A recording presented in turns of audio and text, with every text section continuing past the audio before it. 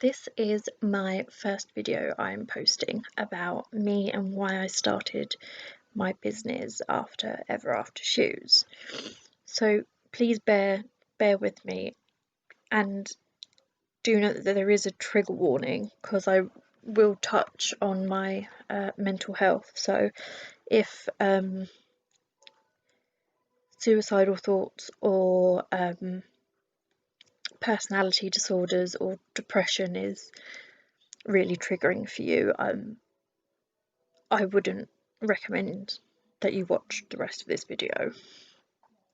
But it is important because without all of my struggles with mental health, I wouldn't be where I am now, or I wouldn't be as proud as I am, I think.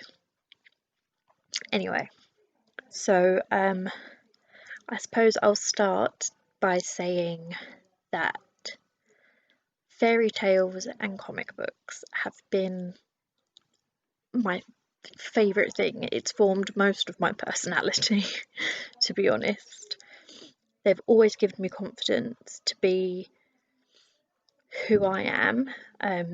My mum used to say that I wasn't a sheep, like I wouldn't follow things, I just do pretty much whatever I wanted to do.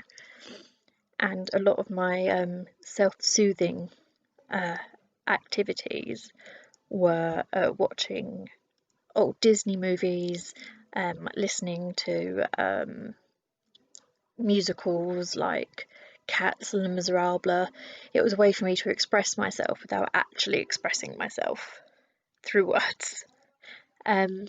So during lockdown, I started just messing about in my room because I recently had to move back home due to like financial reasons to my parents' house. So I spent so much time in my room and it's so cluttered, and I have endless amounts of shoes.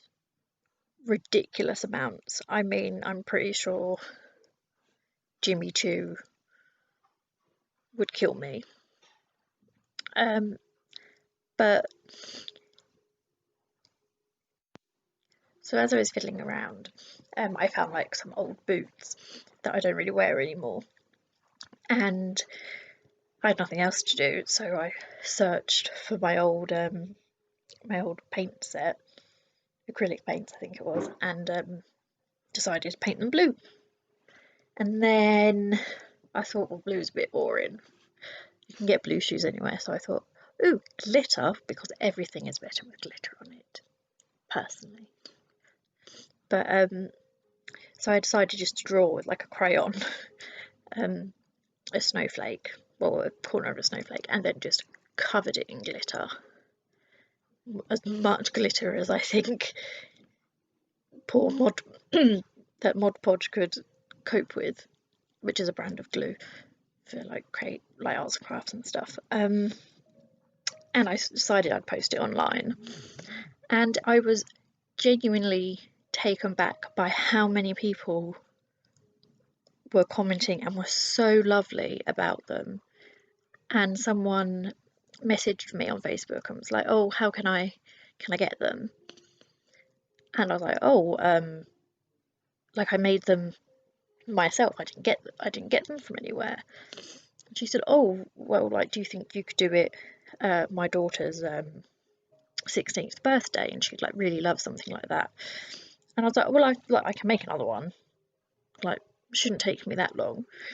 So I did, and it was actually my tattoo artist who asked me to create the shoes for her. And she loved them. Her daughter was over the moon, and then a cousin of mine, his daughter, I think what is she now, like 14, wanted a specific shoes from a new Disney film. Well, they're not new anymore. The Descendants Disney films from Mal, which is all purple and green. It's very Maleficent-esque, and they had to be suitable for 14-year-olds. They couldn't be high heels like most of my shoes are. So I did them on like a trainer wedge, which I think I found on like Just Fab, and it was only like 10 quid or something. So I thought, it's fine, it's only a gift. Like, she's probably going to wear them once, never wear them again. But she loved them, and then she was wearing them all over TikTok, and she was like, "Oh, well, my friend really likes this." So I thought, how can I do it without actually having, like, how could I just make a little bit of money on the side? Because I wasn't working because of lockdown. And I set up an Etsy store, which you have to pay for every post you do, but I got orders coming in, and then I was like, oh, this is great. And then I started having more ideas. I've always been quite creative anyway, because I do creative writing and different things. So I kept having all these ideas about different shoes I could do and all my favourite characters. So I did like a Harlequin one because she is my spirit animal, and for some reason the Harlequin is like just the best seller now. And now I have my website, which I'm trying to get people to go to, but Etsy is where I'm still currently getting sort of most of my orders and my money from.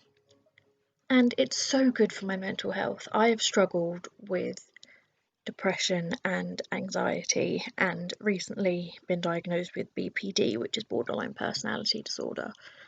And having a diagnosis, people don't always like being labelled, but I found it really helped me because I left my corporate job as a marketing coordinator in 2019. I used to work for Knight Frank, and about just before the summer, I started getting like irrationally angry all the time. I was miserable, and there was no one's fault. There was no reason for it.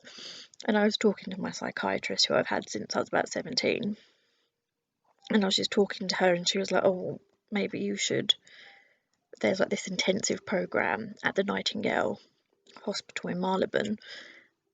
It might be a good idea for you just to go in as like a day patient for a week." So I did. Took time off work, went. Discovered I had very deep problems. Things like self-harming, which I'd been doing since I was about 14, but I stopped for a really long time. Started up again. I've always had suicidal thoughts because I have a chronic pain condition. So there have been really low times where I have thought the only thing I could do would be just to just leave everything. Like, what's the point if I'm in pain all the time? I can't do anything. Like, what's the point of going on with it? But I've done a lot of work on myself. And it was when I was in the hospital, I was in this psychiatric hospital, they said, we don't feel comfortable letting you go home after a week. So I ended up being there for about just over 4 weeks.